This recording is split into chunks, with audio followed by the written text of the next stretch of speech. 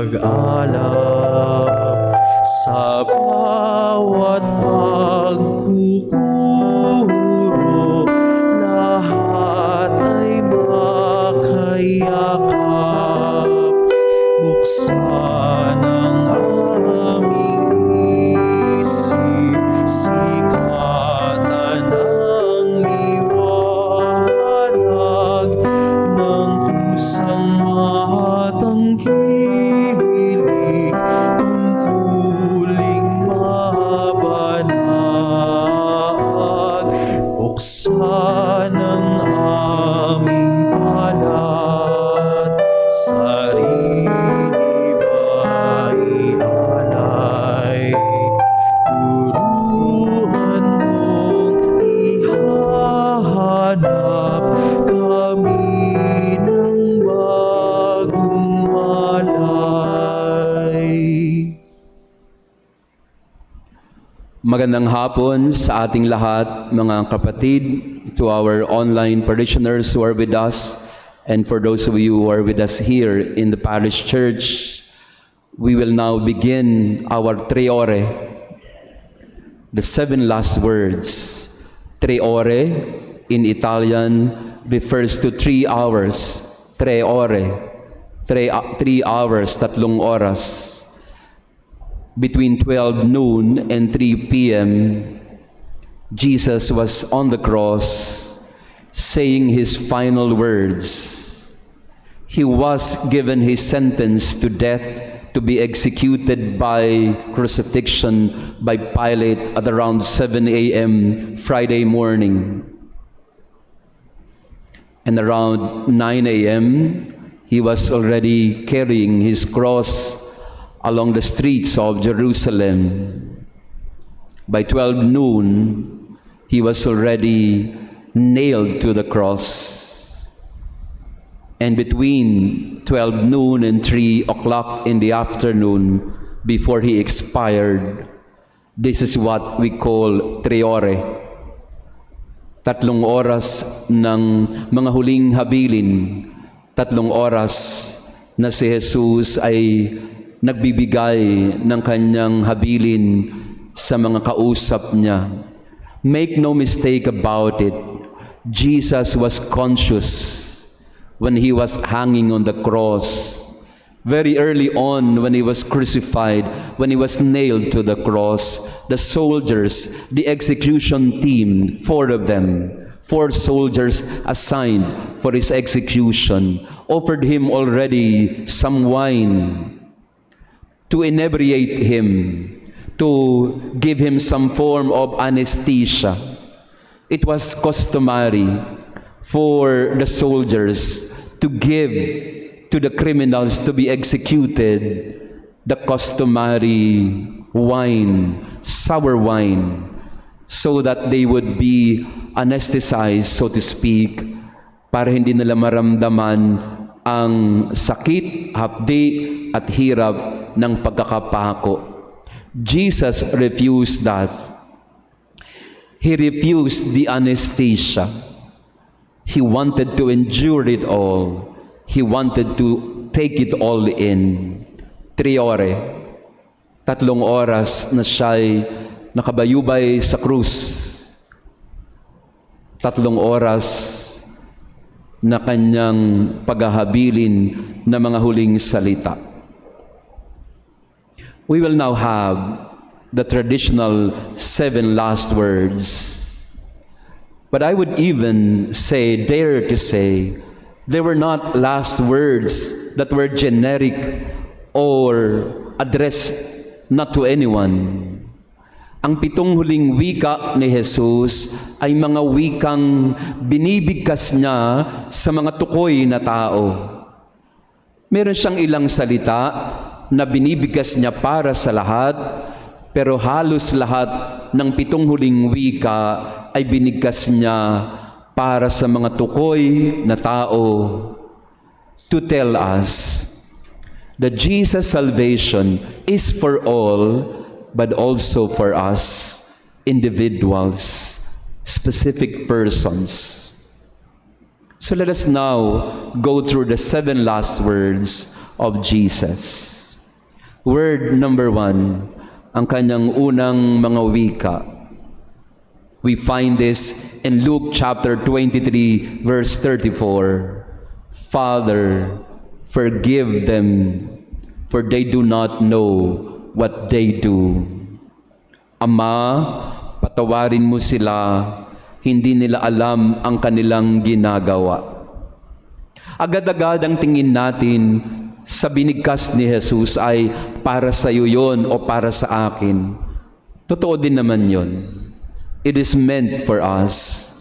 But primarily, the first word is intended for the soldiers assigned to execute him. The first word was uttered by Jesus when he was being nailed to the cross. Hindi pa yun nakatayo yung krus. Nandun pa siya sa lupa. Pinapako pa lang siya ng mga kawal.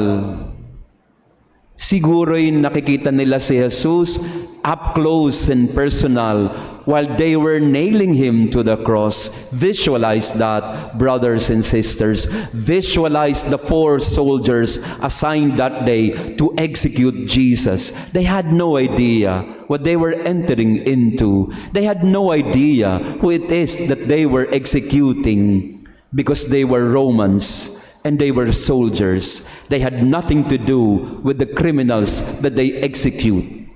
SOP sa mga kawal, that they had no relationship at all with the person they are executing for practical purposes.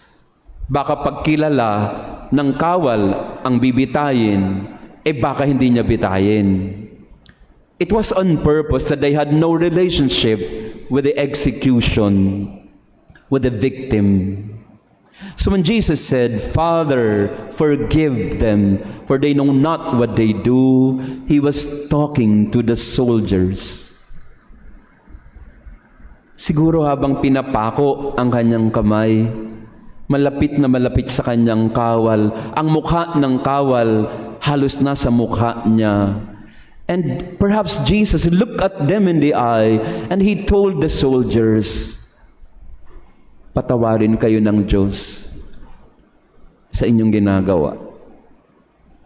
Hindi nyo alam kung anong inyong ginagawa. And maybe the soldiers were taken aback. What are you saying? Siguro kinakausap nila si Jesus, ano sinasabi mo? Wala akong pakialam sa'yo.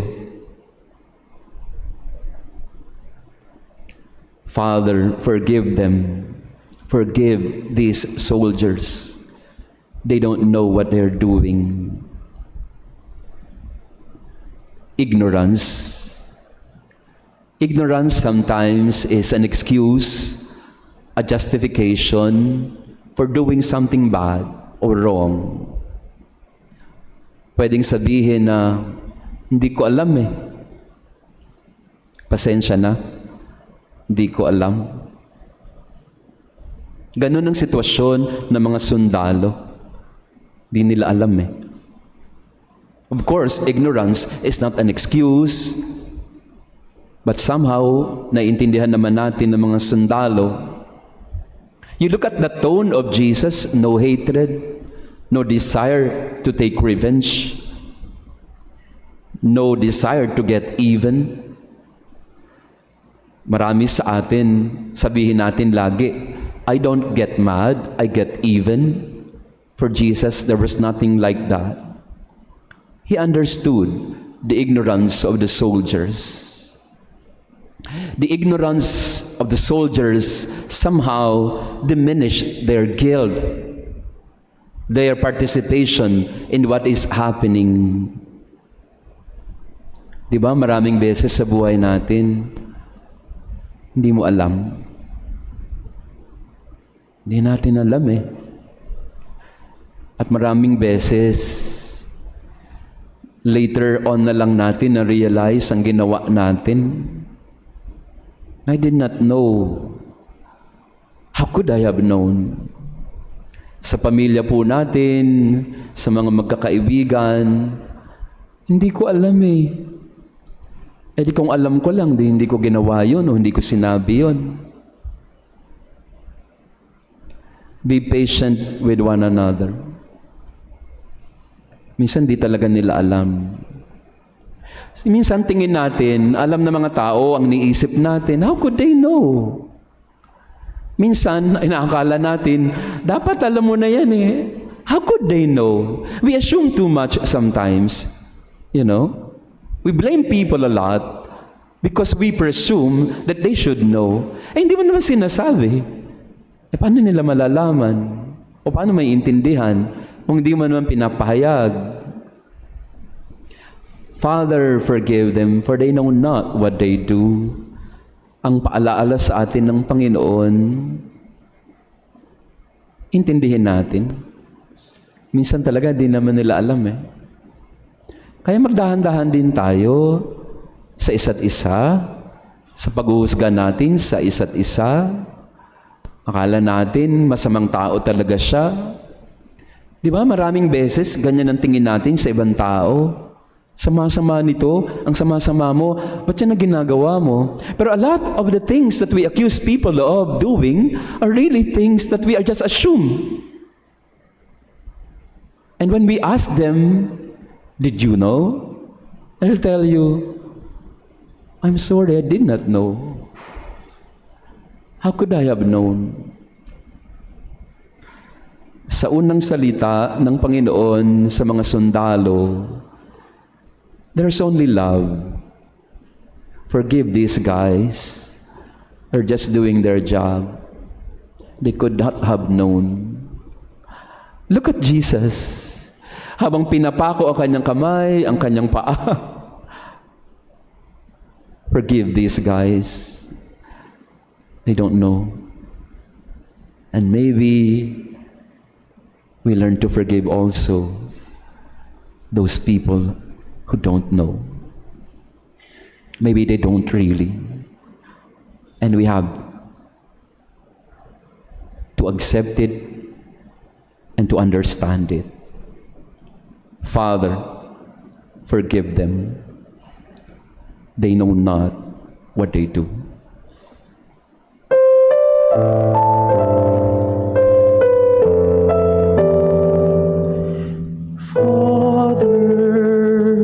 Mercy, Father, hear me. Why have you gone from me?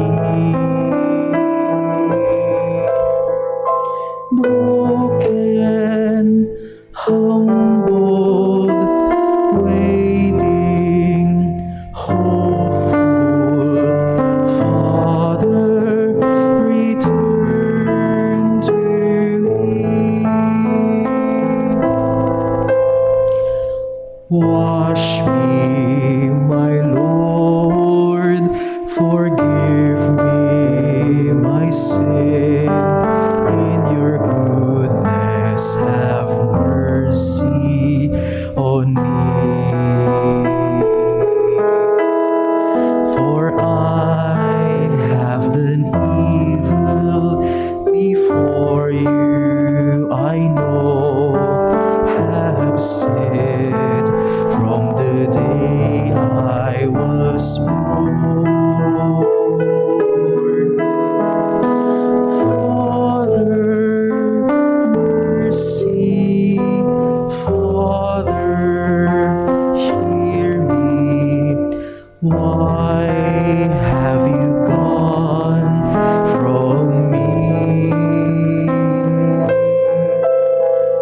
Broken, humbled, waiting, hopeful, Father, return to me.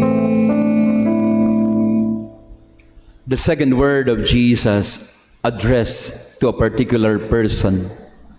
The words of Jesus, as I have said, were not uttered in general. He was not just addressing everyone. He was addressing particular people. In the second word, we hear Jesus talking to the thief crucified with him. Amen, I say to you, today you will be with me in paradise. Luke chapter 23, verse 43. Jesus, remember me when you come into your kingdom. Ito yung pakiusap ng magnanakaw. Paradise. Jesus told him, today, you will be with me in paradise.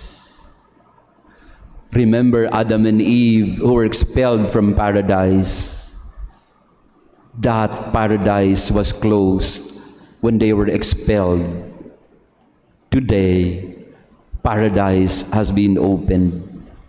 Nabuksan ng paraiso dahil sa magnanakaw na sinabihan ni Jesus sa araw na ito, ora mismo, kasama kita sa paraiso. God's mercy can reach us even in our final moments. Even after a misspent life, the plea for His gracious power is not made in vain. Stealing heaven, they call it. And that's what Judas failed to recognize. Parehong magnanakaw si Judas at itong si Dimas. Yung isa, hindi natin alam kung saan napunta si Judas, but for all intents and purposes, he could have gone to hell, but we would not know. But surely this thief, Dismas as we call him traditionally, he was given paradise in an instant, in spite of his colored past, in spite of his sinful past. At ano yung sinasabi sa atin ni Jesus sa pangalawang salita? Sinasabi ni Jesus, dito sa magnanakaw, kaligtasan ang bigay ko sa iyo sapagkat hiningi mo ito. Hindi ka maliligtas ni Jesus kung hindi mo hihingin ito. Saint Augustine once said, God who created us without consulting us cannot save us without asking us. Ang Diyos na lumikha sa atin na hindi tayo tinatanong ay hindi makapagliligtas sa atin kung hindi natin siya hinihingan. Redemption is free. Salvation is freely given to us. But we need to ask. The way the thief asked, Judas did not. What did Judas see in himself? Hopeless. Wala nang pag-asa. Wala nang mangyayari pa. Hanggang dito na lang ako.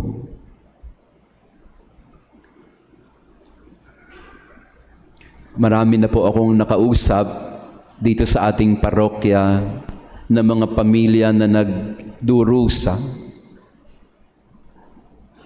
Mga pamilya na nakakaramdam ng matinding hirap dahil sa mga kapatid nila, kamag-anak, kapamilya, anak, asawa na tinapos ang lahat. Decided to end it all. Time and again, I hear from many of you or from some of you experiences of people losing hope in their lives and finally ending it by taking their lives because they have lost hope that things could be better in their life. Nabanggit ko ito minsan during the height of the pandemic. I was asked to say a funeral mass. Sa kasagsagan ng pandemya, ako po'y naanyayahang magmisa sa patay. At ang akin pong minisahan ay isang dalaga, young woman. Ikakasal na siya, November. She ended her life, October. Nagpaalam lang daw sa kanyang pamilya na lalabas lang, magpapahangin. She didn't come back. She got a room in a hotel, and she decided to end it all there. When I said the Mass, the groom-to-be, he was crying. He was crying out in pain. Why, Father? Ikakasal na po kami. Ba't niya ginawa yun? I did not have an answer, of course, and I will never have any answer for that, except this: the mercy of God can reach as far as the deepest loss, deepest pain of our lives. God, even at the final second of our lives, He gives us a chance. That's why cases of suicide nowadays, we bless them in the church. Why? Because we believe that at any moment in a person's life, the grace of God, the mercy of God can reach the person. Ibig sabihin po ng pangalawang salita, walang sinusukuan ang Diyos. Kaya wala tayong karapatan na sukuan din ang isa't isa. We can be so cruel with each other. Wala nang pag-asa yan. Wala nang mangyayari dyan. Hanggang dyan na lang talaga yan. And our hearts can be so full of anger and hatred towards people whom we feel have no hope anymore in their lives. Ano mangyayari dyan? Ang sinatsaga pa yan.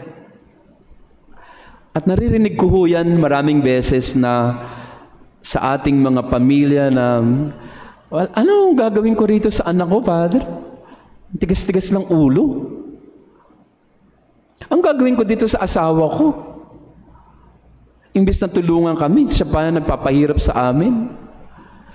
And a lot of times we are at that, at that point of our life when we say, I want to give up already. I want to give up on these people.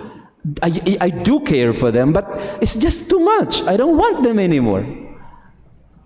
Nabanggit ko rin po ito minsan, no? Isang kaibigan ko po na nakasama sa Holy Land. Nag-adapt po siya ng isang bata.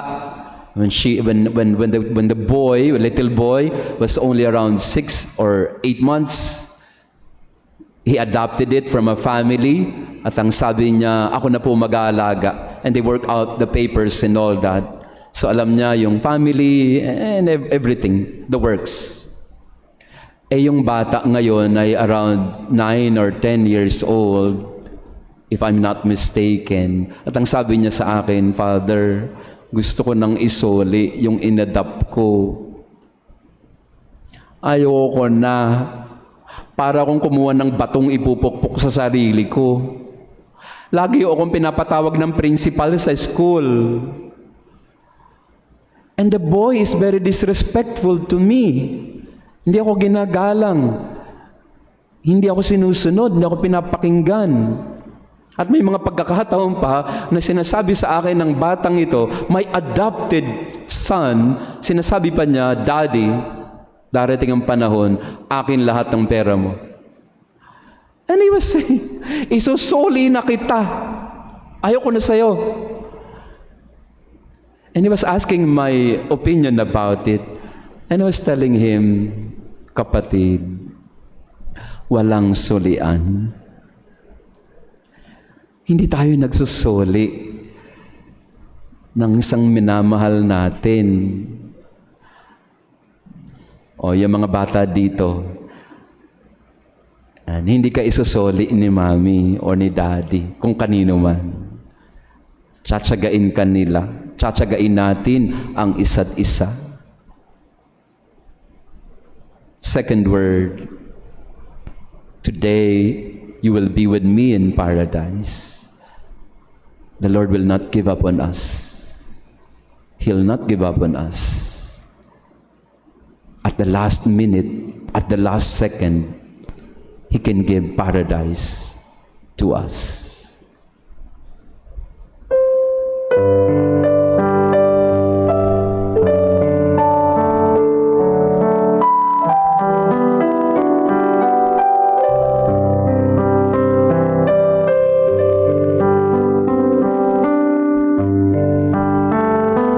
How lovely is your dwelling place, O Lord, mighty God, Lord of all. How lovely is your dwelling place, O Lord, mighty God, Lord of all.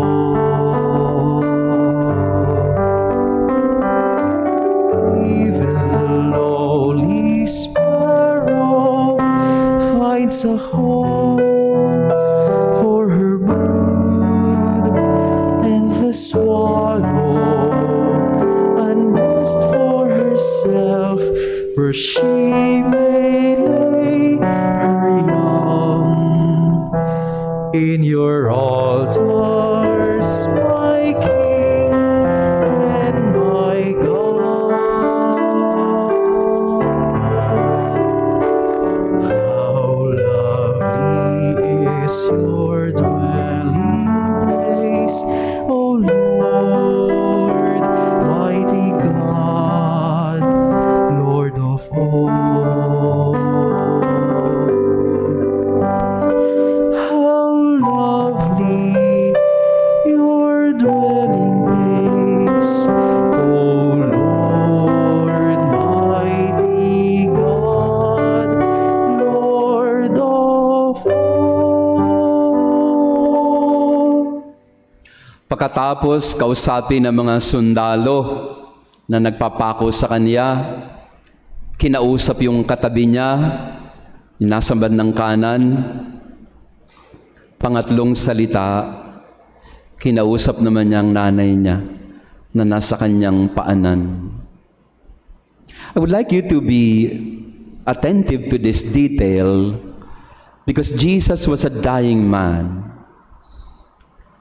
He could not cry out so loud because he was already gasping for breath. He could only talk to the people around him. One detail that I'd like you to pay attention because when you are at the last breath of your life, the people around you matter. Huwag ka na maghanap kung malalayong kung sinong wala dyan. Kung sino nandyan, yan ang kausapin mo. Kasi yan ang binigay ng Diyos sa'yo at yan din ang nanatili sa'yo. May mga taong it just so happens they are there with you at your last moment, the soldier, the thief, but there are people who are there with you because they decided to stay there with you. Word number 3, woman, behold your son. Son, behold your mother. Self-explanatory. Ayoko hong puntahan ito kasi obvious. Sino bang dapat nandyan sa harap mo? Expected mo dapat nandyan ang nanay mo. Andyan dapat ang kaibigan mo. Pag wala dyan, paano na lang tayo? Unang nais ko pong sabihin po sa inyo, salamat kayo, may nanay kayo. Nandyan lagi sa tabi mo. Kahapon or isang araw, mayroon tayong online parishioner na napumunta po dito, na nagpa-bless, nagpa-picture, and I was so impressed with the t-shirt na kanilang suot-suot, isang family. Mayroon silang suot na t-shirt. Ang nakalagay ay nanay, nanay, nanay, 3,000 times. Andito ba kayo?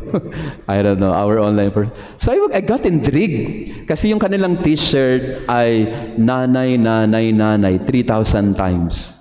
Or 3 times. Sabi ko, ba't ganun? Bakit meron kayong t-shirt na nanay, nanay, nanay? Sabi niya, Father, may kwento yan.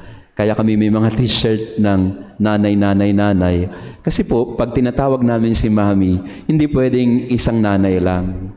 Kailangan laging 3. Nanay, nanay, nanay. Ayan, kailangan lang. So, yun na naging kultura, kagawian ng pamilya. When they call their mother, when they call their mom, it's always 3 times. I love you.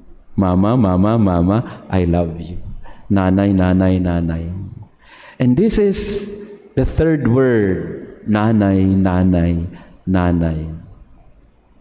Woman, behold your son. Si Jesus ho, hindi namatay, na hindi ho na-anticipate ang mangyayari sa nanay niya. Jesus was a great planner, you know.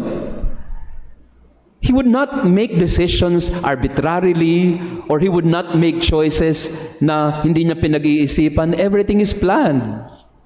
Remember, when they entered Jerusalem, kailangan nila ng donkey, kailangan nila ng asno. Ano sabi ni Jesus sa mga alagad niya? Puntahan niyo yung isang mama doon sa may gulod.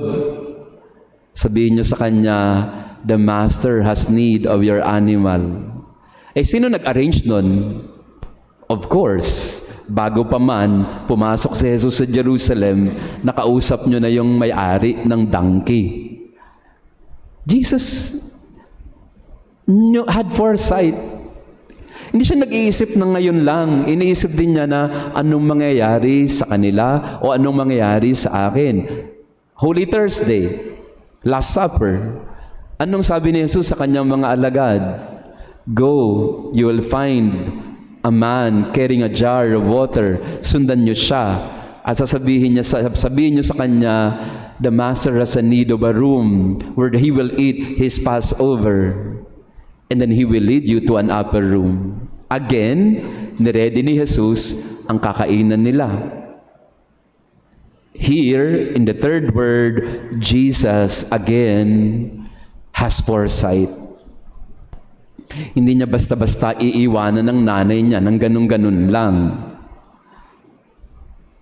Kumbaga sa mga insurance, marunong din mag-insure si Jesus. Hindi naman yung basta na lang aalis siya at wala siyang plano para sa nanay niya. Meron din siyang life plan sa nanay niya. O, yung mga agent dito, yan, pwede niyong marketing, yan. Sasabihin niyo sa inyong mga kliyente, alam niyo ba, kung si Jesus nga, may life plan sa nanay niya, o dapat kumuha rin kayo dito, St. Peter's life plan. O. Jesus knew what will happen, so he had to entrust his mother. O, pinigyan ko na kayo, mga marketing ng mga insurance. Jesus loved his mother so much that he could not just go without securing the future of his mama. And same thing with John. John, I'm making it sure that you have a mama when I go. Practical po mag-isip si Jesus. Hindi ko siya romantic na I'll die for you, I'll die for humanity. Yes, he indeed died for us, but he also was practical about things that concerns the family, that concerns his mama, his mother. Kaya ako po sa inyo, sa pangatlong salita, ito po ang pinapaalaala sa atin ng Panginoon. Kumuha na kayo ng insurance. Hindi ko ng insurance na hauhulugan ninyo. Kung hindi, pag-isipan nyo rin kung ano ang kinabukasan ng bawat isa. Mag-impok kung kailangan mag-impok. Magtabi kung kailangan magtabi. Kung kailan ka namatay, tsaka na magkukumahog ang mga anak mo, kung saan sila hagilap ng panlibing mo.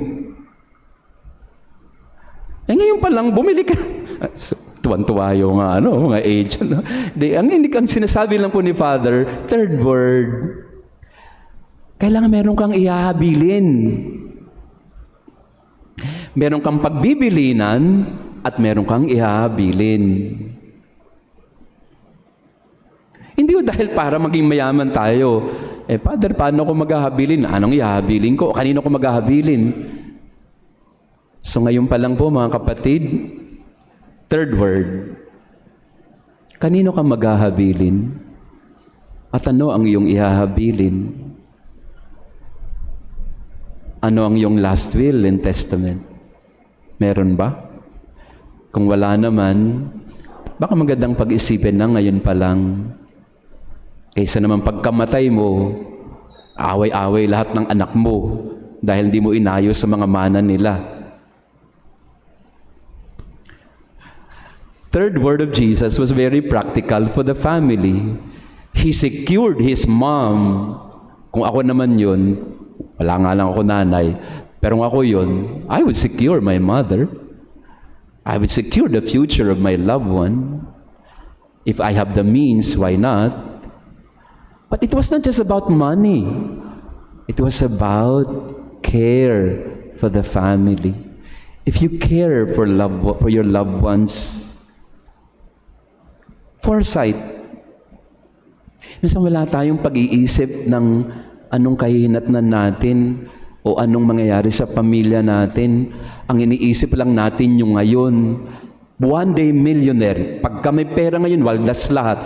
Pagka meron ngayon, ubos lahat. O anong klaseng pagiging nanay yan? Meron ho kaming isang staff dati na gano'n ang buhay. Kaya hanggang ngayon, asa pa rin sa Bombay. Sinasabi namin sa kanya, alam mo, isipin mo rin ang mangyayari sa pamilya mo. Hindi yung pag nagkapera ka, Hong Kong agad. O pag nagkapera ka, gastos agad. Tapos pagka wala ka ng pera, utang ka sa Bombay. Ano mangyayari sa'yo niyan? Foresight. Third word of Jesus. So practical for you and me. Kanino ka maghahabilin? Meron ka bang ihahabilin? Woman, behold your son. Son, behold your mother.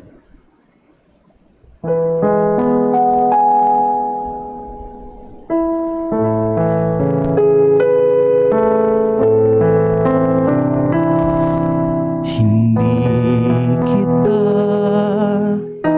malilimutan.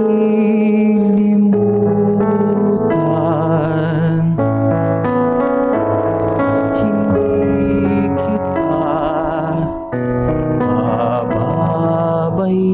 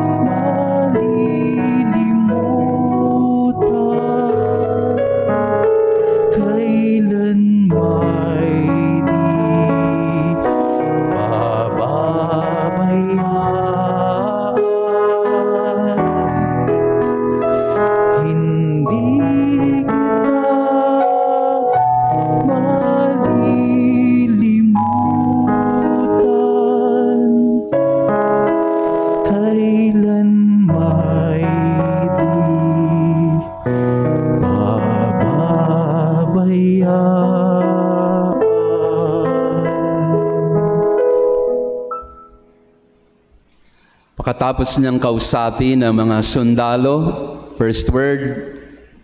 Pagkatapos niyang kausapin ang magnanakaw sa kanyang kanan, second word. Pagkatapos niyang kausapin ang kanyang nanay at ang kanyang kaibigang si Juan, fourth word. Jesus began praying.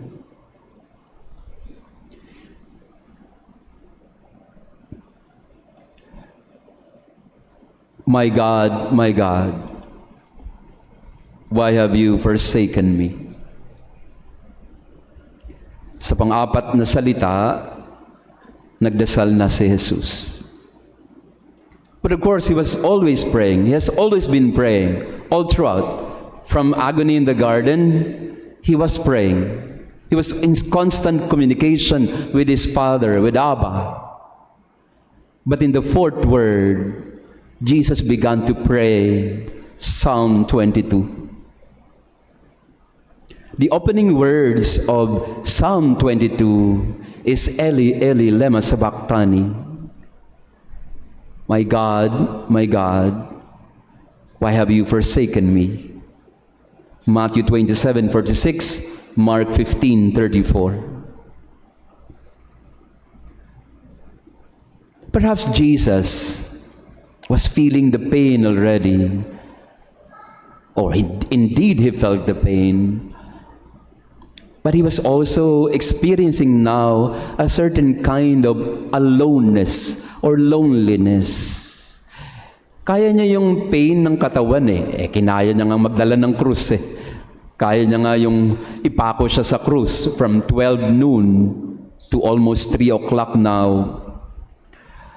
But I think hindi niya kinaya, nahirapan siyang kayanin yung kanyang emotional burden, the emotional pain of being abandoned, forsaken.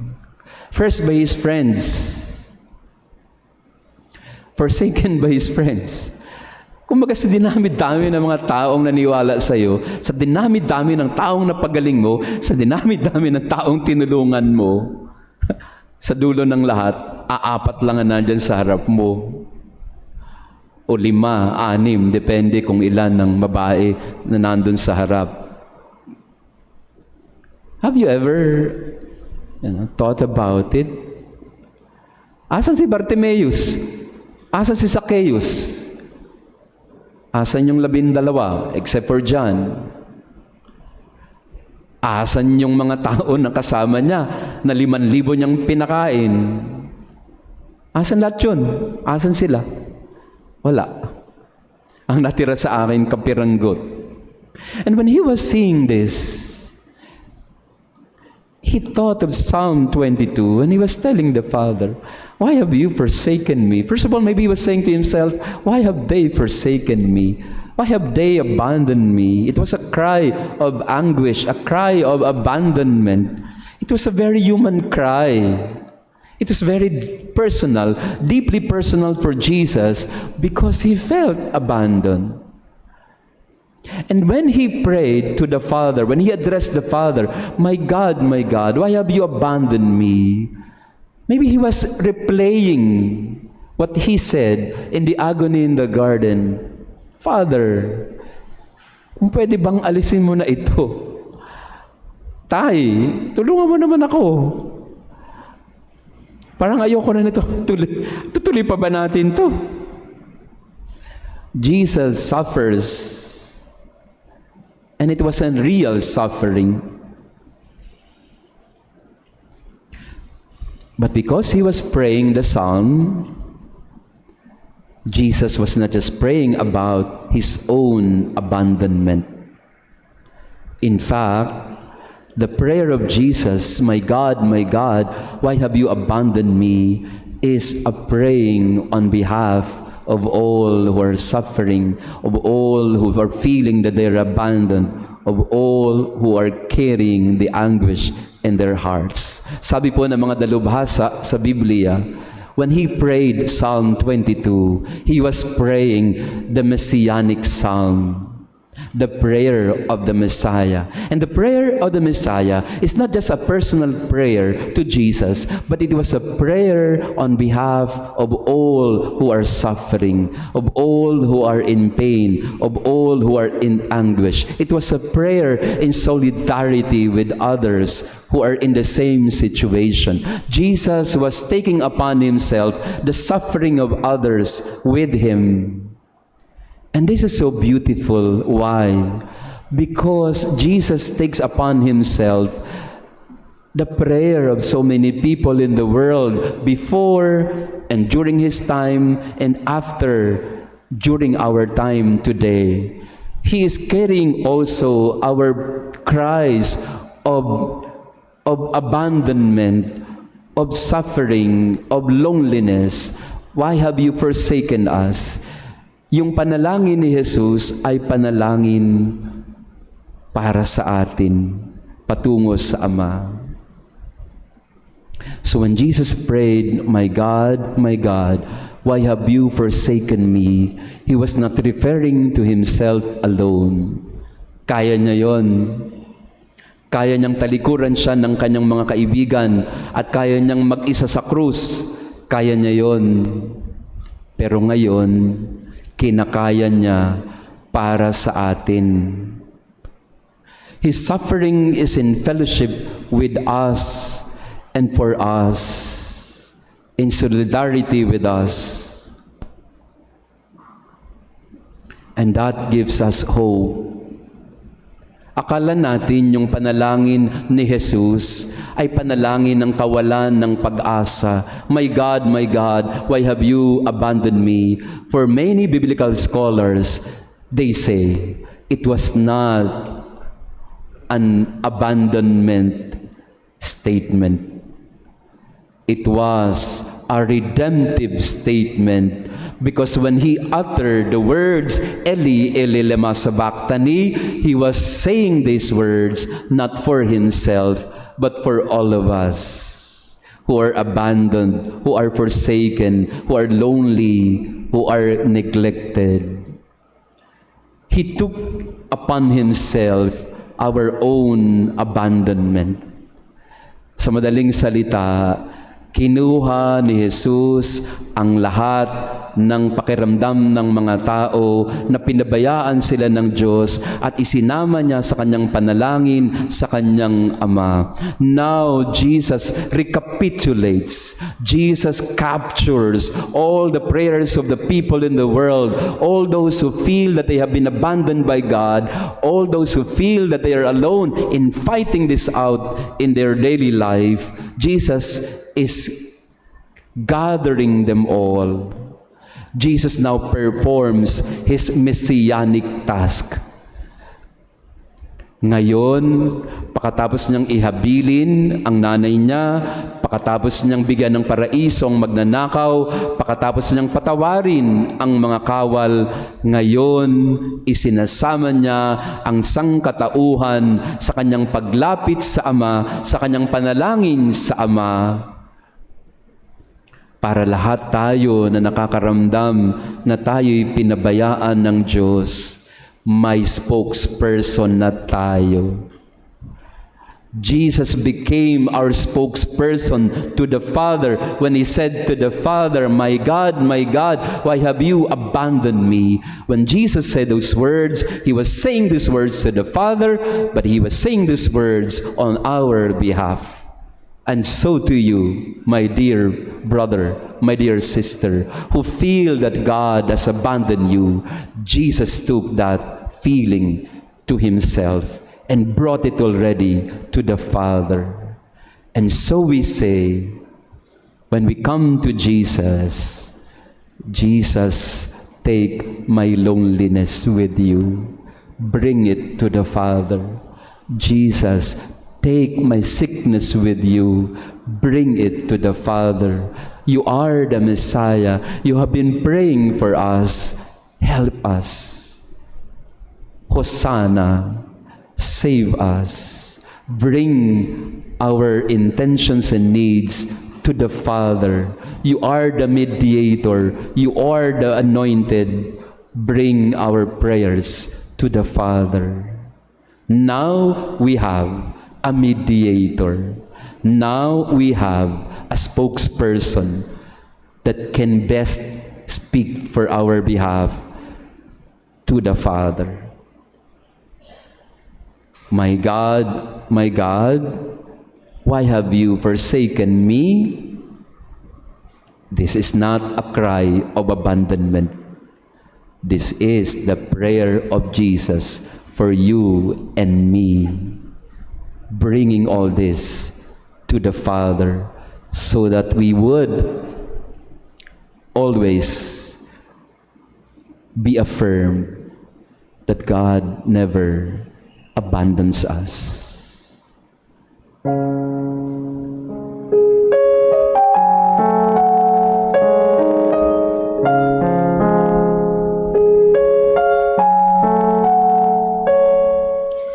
Life is not an all that bad, my friend.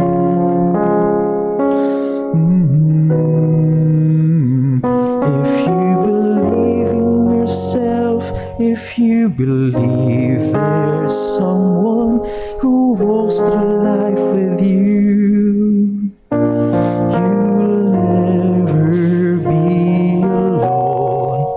Just learn to reach out and open your heart. Lift up your hands to God, and He'll show you the way.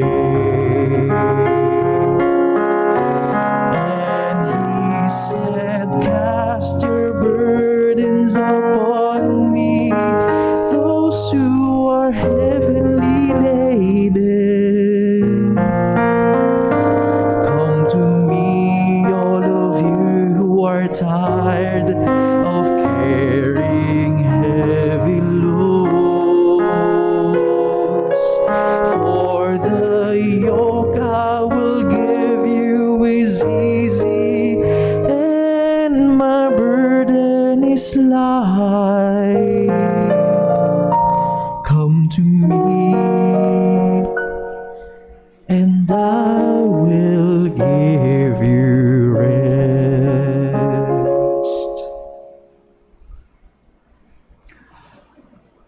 Panglimang salita, I thirst. John chapter 19, verse 28. Ako'y nauuhaw. Sino nang kausap ni Jesus? Nakausap niya na ang mga sundalo, nakausap niya na ang magnanakaw, nakausap niya na ang kanyang nanay, nakausap niya ang kanyang ama.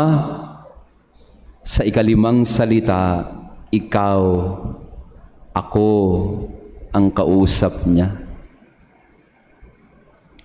I thirst is Jesus' cry for our attention. I thirst for you. Nung sumigaw si Jesus na ako'y nauuhaw, unang-una, natural lang yun. Natural na mauhaw in the midday sun, in the scorching heat of the sun. You will really be so thirsty. You need to be rehydrated. Kayo lang po, tayo lang, di ba? Napakainit sa labas. Pero si Jesus ay uhaw na uhaw na. Pag-iisipin mo, mamamatay ka na eh. Ba't humingi ka pa ng tubig? Dapat humingi ka na niyan nung gabi. Usually, di ba, binibigyan ng mga preso or yung mga bibitayin ng kanilang last supper. Doon na ibibigay yung kanilang mga kahilingan. Ito eh, tapos na eh. You're almost there. You're almost at the end of that ordeal, of that execution. What is the water for? If at all you need it, ba't mo pa kailangan? Ba't ka pa? The irony of it all is, humingi siya ng tubig o maiinom, whatever it is to be given to him. Humingi siya ng maiinom, wala na nga eh. Para bang Tapos na nga, mamamatay ka na, tapos humihingi ka pa ng mga ikabubuhay mo. So what was that all about? Bible scholars are saying, yes, Jesus was physically thirsty. Why not? But really, there was something more in it. He was really more thirsting for us. Thirsting for his friends. I thirst, where are they? I thirst for their company. I thirst for their loyalty. I thirst for their presence. At ano po yung binigay kay Jesus nang humingi siya ng maiinom? Sour wine. Vinegar. O sabihin natin na locally it could be what? Lambanog? O tuba?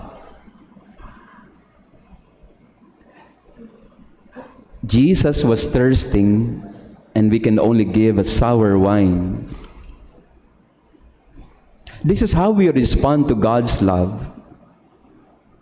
We respond to God's love with vinegar, with a sour wine, a heart that is unable to reciprocate mercy and love. Pawang pag-ibig ang binigay ni Jesus. Anong binalik sa kanya? Suka. Maasim na suka. Mahirap po yung binigay mo lahat, ang sinukli sa iyo ay suka. Naranasan niyo na po ba yun na binigay mong lahat, tapos ang sinukli sa iyo ay sakit ng kalooban? Tinulungan mo na yung kapatid mo makapag-aral, nakagraduate. Nung nakagraduate, anong ginawa sa iyo? Ikaw pa ngayon ang masama. Tinulungan mo na siyang makabangon sa negosyo dahil nagsara ang negosyo ngayong pandemic, binigyan mo ng puhunan. Nung sinisingil mo na, ikaw pa masama.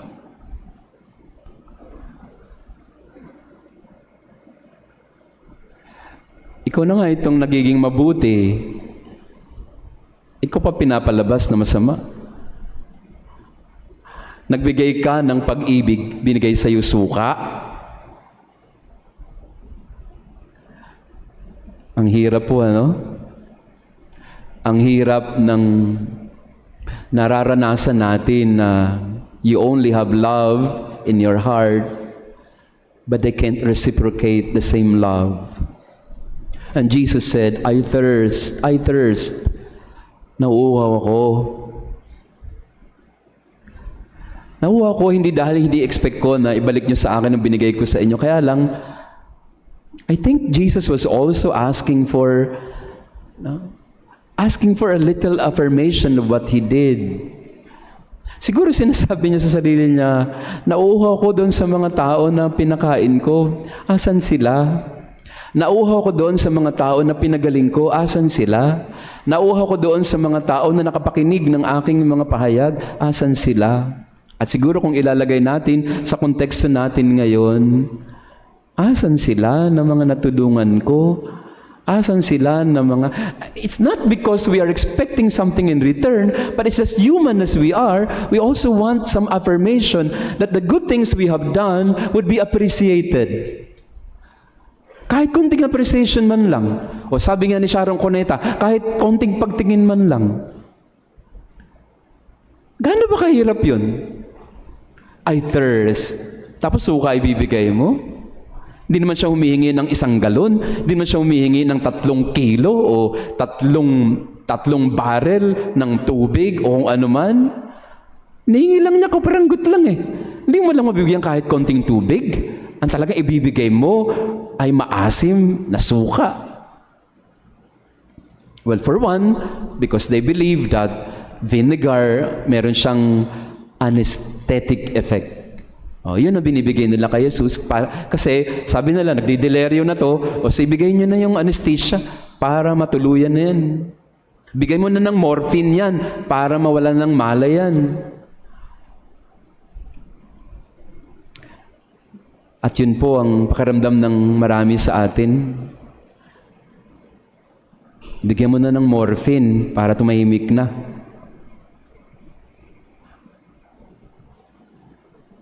Mga kapatid, nauuhaw po ang mga kapamilya natin sa atin. Huwag mo namang suklian ng suka ang pag-ibig na pinapakita nila. Jesus is talking to all of us. In this fifth word, Jesus is talking to us. I thirst for your love. I thirst for your loyalty. I thirst for your presence. I thirst for your faith. I thirst for you. And what do we give him in return? Nothing. Because we were not even there. Fifth word, I thirst. We ask the Lord to give us the generosity of heart, to reciprocate love, and to share love. At sana, maging appreciative din naman tayo sa mga kagandahang loob ng mga tao sa paligid natin. At sana, sa mga nauuhaw, suklian naman natin ng pagmamahal ang kanilang mga ginawa para sa atin. Not because we are in debt of gratitude, not because we should, but because we want. Gusto nating suklian ang pagkauhaw ni Jesus ng pagmamahal sa isa't isa.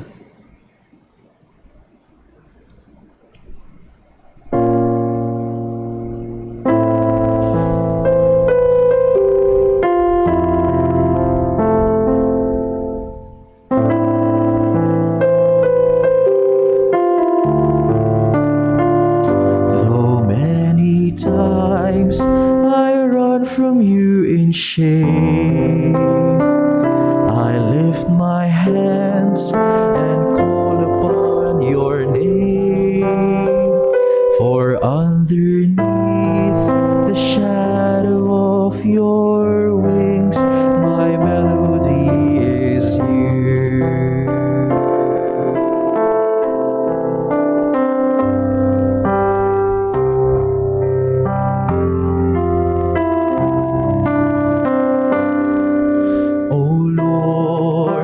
Seek you for I thirst. Your mercy is the rain on the desert of my soul. O Lord, I raise my lifeless eyes and see your glory shine, how your kindness overflows.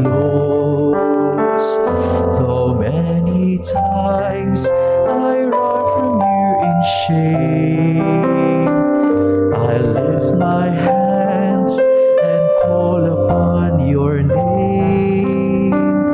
For underneath the shadow of your wings, my melody is you.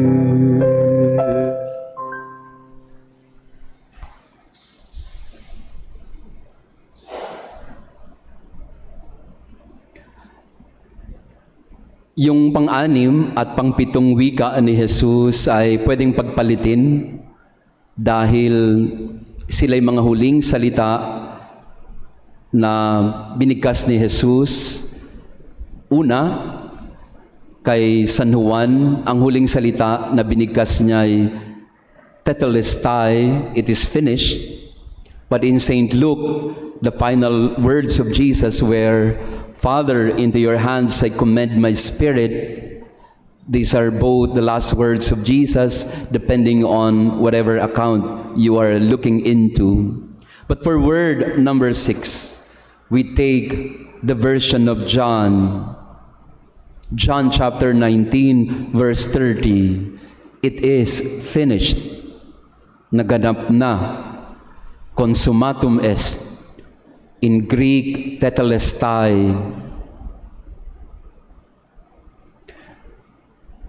In John chapter 13, verse 1, at the Last Supper last night, if you went with us to Mass last night.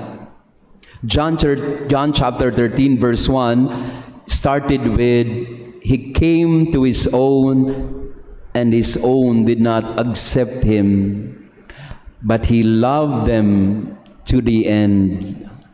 If you go back to John chapter 13 verse 1, to the end, tetelestai. Sabi po ng mga dalubhasa sa Biblia, ang John chapter 13 verse 1 and John chapter 19 verse 30 are the bookends of the final hours of Jesus. He started with love to the end, and He ended with, it is finished. He started with love, telos, love till the end, agape telos, love till the end, and now He ends with telos, tetelestai, it is finished. Sa makatuwid, kung titinan natin yung kanyang pang-anim na salita, ito ang kanyang final report sa kanyang tatay. Jesus goes back to a conversation with His Father. Jesus goes back to His prayer mode. He is addressing now His Father. Father, tetelestai, it is finished. Para siya ho yung isang bata na gumawa ng kanyang homework all night, buong gabi. Sabi ni Mami, oh, gawin mo ang homework mo. Ayoko na po, Mami. Pagod na po ako. I'm so tired. Ah, tapusin mo yan. Tapusin mo homework mo. Tatapusin ng bata ang homework niya. 3 oras na he work on it. And then, finally, Mami, finished na po. Look at the face of the child. If you would visualize this, yes, Jesus was in pain. Of course, why not? But if you would ask me, when Jesus uttered tetelestai, when He uttered it is finished, He was half smiling. Tama po? Pag natapos mo ang isang bagay, gaano man kahirap, tetelestai, ay, natapos din. Yes, Jesus was in pain, but there was a smile on His face. There was something in His face that tells you He's happy to make a report to His dad. Abba, it is finished. Our love has been shown to the end. May mga nakausap din po ako lately na mga naghihintay ng result ng bar exam. Kahapon, no, Father, malapit na po. Ang sabi ko sa kanila, tetelestai. It is finished. All the hard work, everything, you pass or fail, it is finished. You did your best. Be proud of yourself. There's no such thing as failure for those who did their best and gave it their all. Yung mundo lang naman ang nagbibigay ng panukat na you pass or fail. Pero para sa Panginoon, job well done. Well done, my good and faithful servant. Come, share your Master's joy. Naniniwala po ako na walang failure sa mundong ito. Mga tao lang ang nagsasabi na ikaw ang bumagsak. Pero sa mata ng Panginoon, no one is a failure. If only we are able to accomplish our life task with love. When you give it all, winning is just the crowning. When you give it your all, whether you pass or fail, whether you win or lose from the standard of the world, it doesn't matter. Sabi ni Saint Paul, I have finished the race. I have kept the faith. He did not say, I won the race. He said, I finished the race. And I have kept the faith. Friends, sabi ni Saint Teresa of Calcutta, God calls us to be faithful and not to be successful. Do not get me wrong. I'm not anti-achievement. I am not anti-best. Of course, we should do our best. But at the end of it all, sino talagang bumagsak? Meron bang pass or fail sa buhay? Wala. Pero sinong bumabagsak sa buhay? Yung mga nakalimutan na ang kagandahan ng buhay, yung mga nakalimutan na that life is good. That no matter what happens in your life, it's still a blessed life. It's still a good life.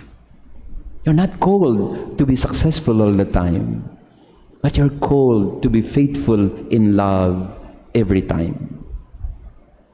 It is finished. Naganap na. Kung ako pong tatanungin, there was a smile on the face of Jesus. Hirap na pikit na mata niya. But he was telling his father, Tetelestai, Daddy. Tapos na po, Dada. Tapos na po, Papa. Naganap na. Natapos ko na. The Lord calls us to be faithful till the end. In life, there's no such thing as pass or fail. In life, there's only, I have run the race. I have kept the faith. It is finished.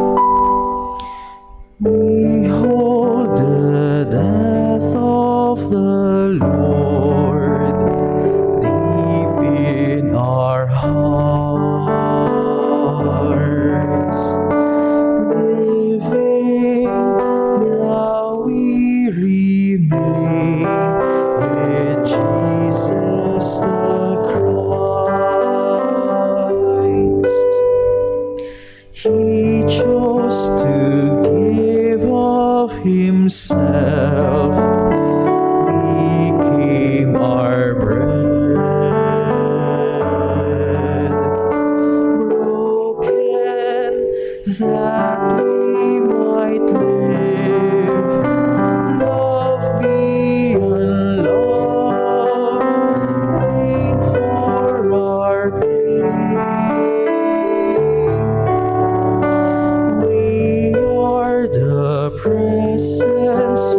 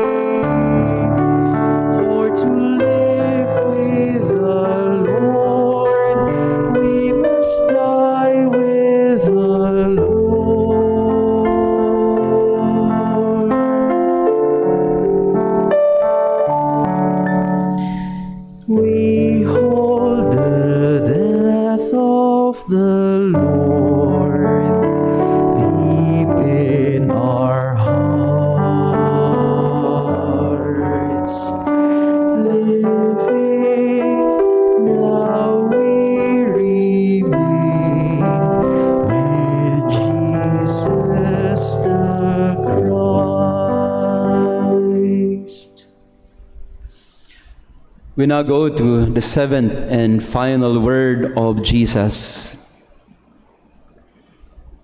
And he is talking to his Father. Father, into your hands I commend my spirit. Luke 23:46. But this prayer of Jesus is really the prayer of Psalm 31, verse 5. So Jesus was praying again. He was not just talking to the Father with his own words. When he said, Eli, Eli, lema sabachthani, he was praying Psalm 22. And when he says, Father, into your hands I commend my spirit, he was praying Psalm 31. So if you would ask me, perhaps I would go more for John as the final word. It is finished. And I would go more for Father, into your hands as word number 6. But nevertheless, that's not the point. The point is Jesus is now praying to his Father before he finally expires. The sun is darkened. Biglang nagdilim, magti 3 o'clock na, nagdilim ang paligid. The veil of the temple is torn into 2. There was an earthquake. The dead rose again from the dead. And everybody they were asking one another, what's happening? What's happening? Habang lumilindol, habang nagdidilim, Jesus cried out, Father, Aba, sa iyong mga kamay, itinagugubilin ko, pinagkakatiwala ko ang aking kaluluwa. And he expires. He dies. Nung namatay po ang nanay ko, I remember it very clearly. Habang siya'y naghihingalo, ang binibigas ng nanay ko before she finally expired, ang sabi niya, I remember it distinctly, Mama Mary, ang tagal mo naman. Yun po yung final words ng nanay ko. Parang may hinihintay siya, ang tagal mo naman. I overheard, we overheard her saying, she was calling on Mama Mary, ang tagal mo naman. Final words of Jesus, entrustment of himself to the Father. Kung kayo pong tatanungin, before your final and final breath, what would you say? Oh, ang sinaing. O ang bank account ko. At your final breath, at the end of it all, you can only commend yourself to the mercy of God. Father, into thy hands I commend my spirit. No one else. You will not tell them at the end of it all, paano na yung mga aso ko, kaya paano na yung mga halaman ko. Siguro bago ka mamatay yun, sasabihin mo yan. Pero yung final breath, anong sasabihin natin? We can only entrust our lives. But you know what? We don't have to wait for the final and final breath before we can say it. We can say it daily. We can say it constantly. Father, into thy hands I commend my spirit. Father, I surrender everything to you. I've been using this imagery time and again, and I would like to use this for this afternoon. I've been using the image that was given to us by Henry Nouwen, a favorite author of mine, and how I wish you could read the works of Henry Nouwen, a very deep spiritual writer. And I like very much his image of what it means to entrust oneself to God. Ang sabi niya, sa Trapeze Act, in the Trapeze Act, there are two characters, there are two performers. In the Trapeze Act of the circus, you have the flyer, the acrobat, and the swinger. In the acrobat show, or in the circus of the acrobat, you have there the swinger and the flyer. Ang pinapalakpakan ng mga tao ay yung flyer, yung sumisirko sa ere, yung nagdouble loop sa ere, yung talagang matatakot ka dahil lumilipad siya sa ere. Pero sabi ni Henry Nouwen, in the Trapeze Act of the circus, the flyer is not the most important person. Lalo pa pag walang safety net, pag talagang daring ang Trapeze Act, walang safety net.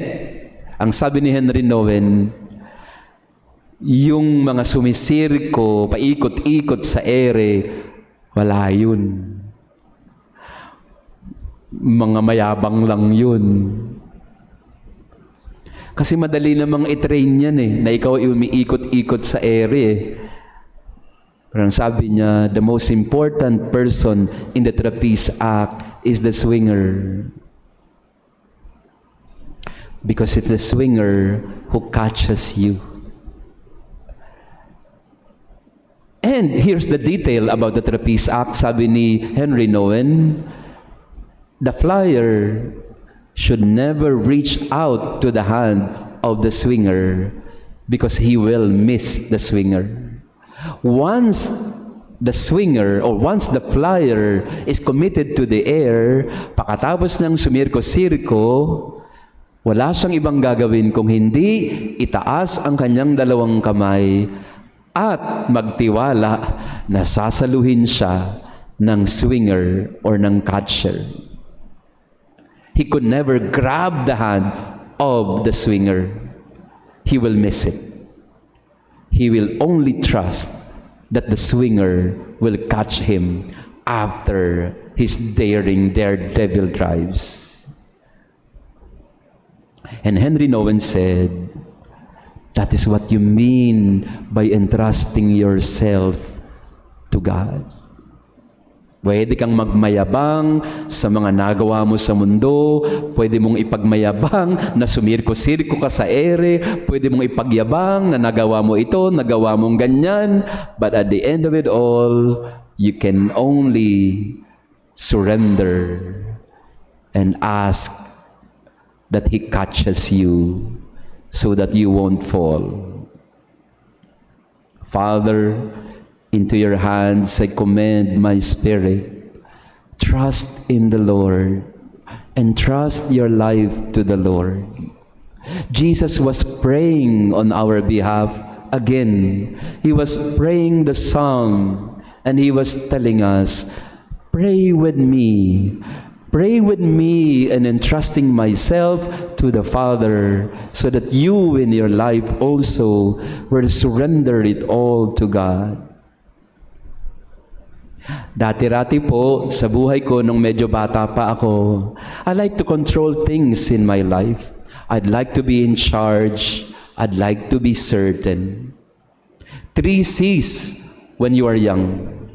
May 3 C daw na kinakapitan tayo pag bata pa tayo.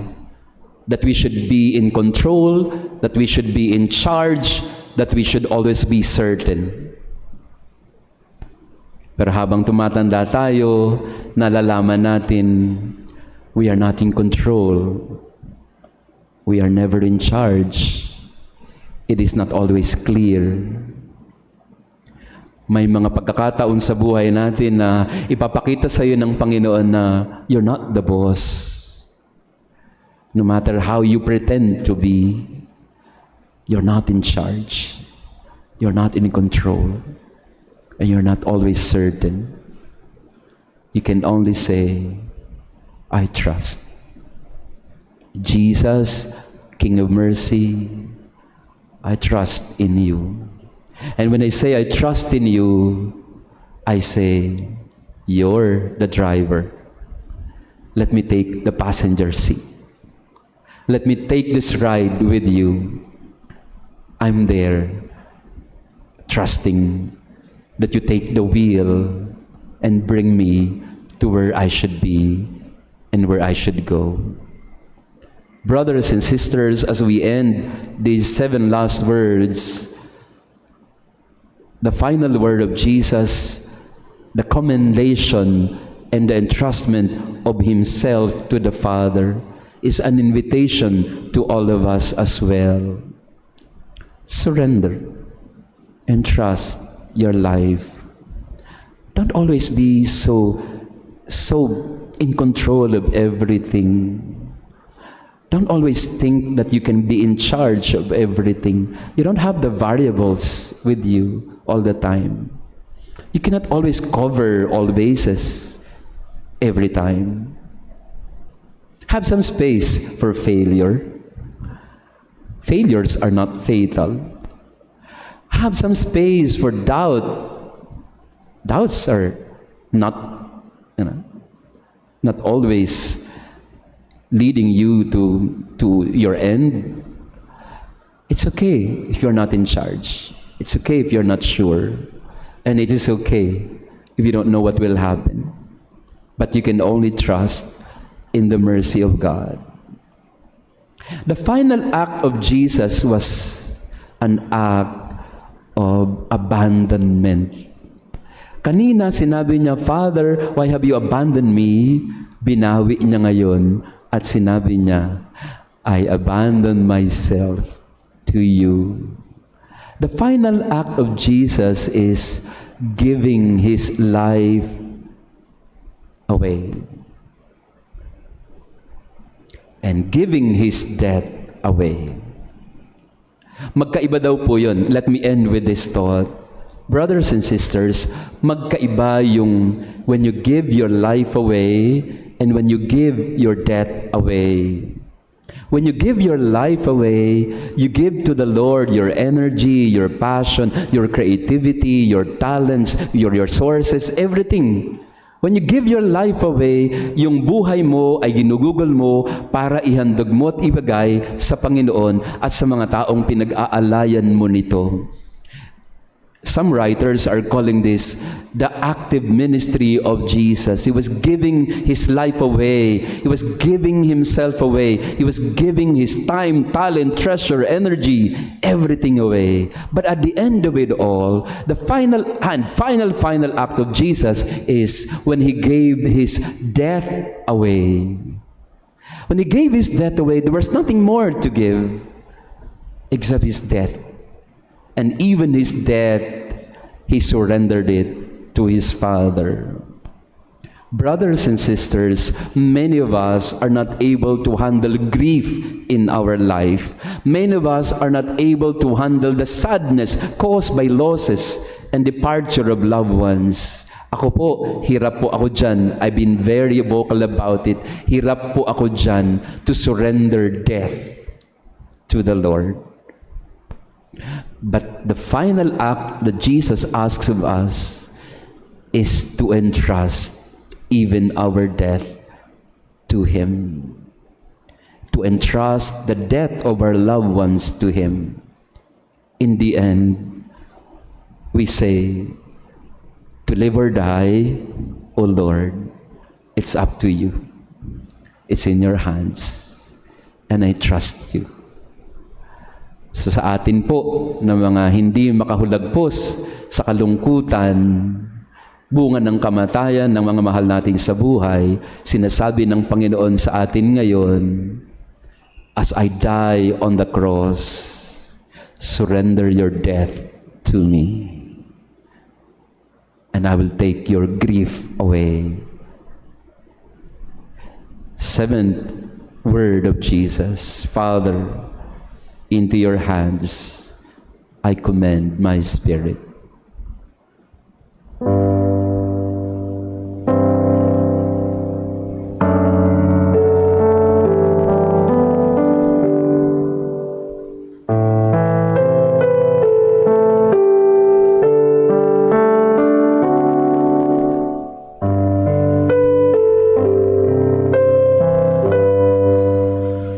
Kung